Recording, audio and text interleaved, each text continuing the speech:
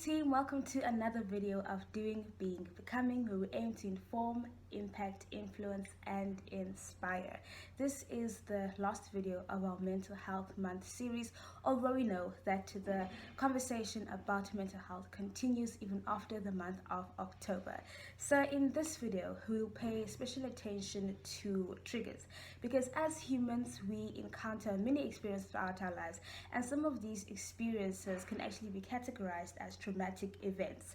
We have moments when we are exposed to these traumatic events through triggers or elements that are left behind and remind us of those events. So what are triggers? How do they work? How do we deal with them? And will we forever be prisoners of our painful past and our traumas?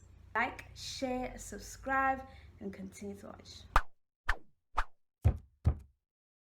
A trigger is something that sets off a memory tape or a flashback of a past traumatic experience. Because of how the memory is stored in your brain, simply being exposed to a trigger can make you feel like you are in that traumatic situation all over again. It's like classic conditioning. So even if you aren't in that traumatic environment anymore, simply being exposed to elements that are associated with your memory of that event can send your body into flight, fright, or freeze mode.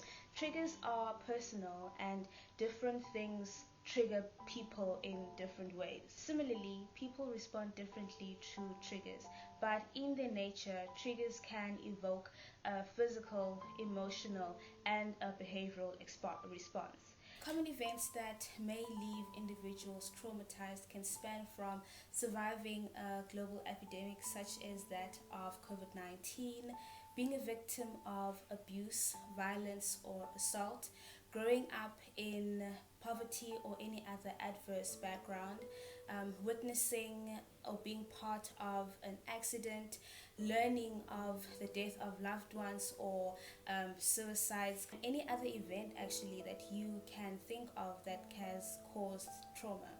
I think it's fitting to note also that experiences associated with student life can also cause their own degree of trauma. I've previously made a video about PTSD and what that is all about, so I will link that below and you can go and watch that.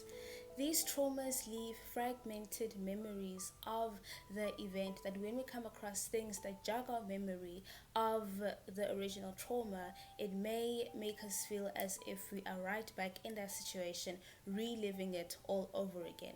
Some triggers that may evoke such a response could be working with a horrible supervisor or boss, the neighborhood you grew up in, a past perpetrator, a certain sound, the smell of rain, or a certain time that the trauma happened. Because we experience and perceive things differently, the way we respond is also unique. Some physical responses to triggers are muscle tension, shaking, trembling, sweating, numbness, physical discomfort, and also difficulty breathing. Examples of emotional responses could be fear, dissociation, depression, confusion, being overwhelmed, feeling angry, helplessness, and rage. We cannot always avoid triggers, but we can help how we respond to them. An inability to cope with and deal with triggers can lead to actions such as self-harm, impulsivity, risky behavior, substance use, and eventually suicidality. So how do we deal with triggers then when we are certain that we aren't in that threatening situation anymore? Firstly is to identify the trigger. What is it and what kind of response does it evoke inside of you? When the trigger has set off a physical, emotional, or behavioral response, restabilize yourself by bringing yourself to the here and the now.